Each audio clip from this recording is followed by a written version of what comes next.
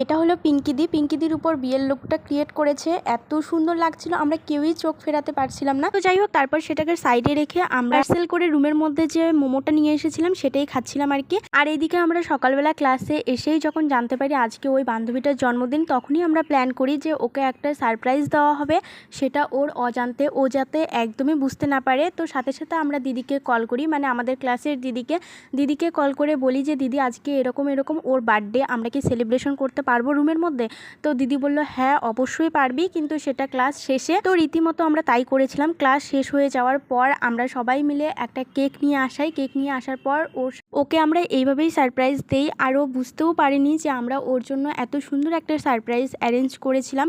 তো সেই জন্যই ওর কেক কাটার আগে, মানে সেলিব্রেশনের আগেই আমরা কিন্তু ওর বার্থডের খাওয়াটা পেয়ে গিয়েছিলাম। তো যাই হোক, আজকের দিনে ও ভীষণ খুশি ছিল, এমনিতেই আজকের দিনটা ওর জন্যই ছিল। তো যাই হোক, সবাই মিলে ওর দিনটি আরও সুন্দর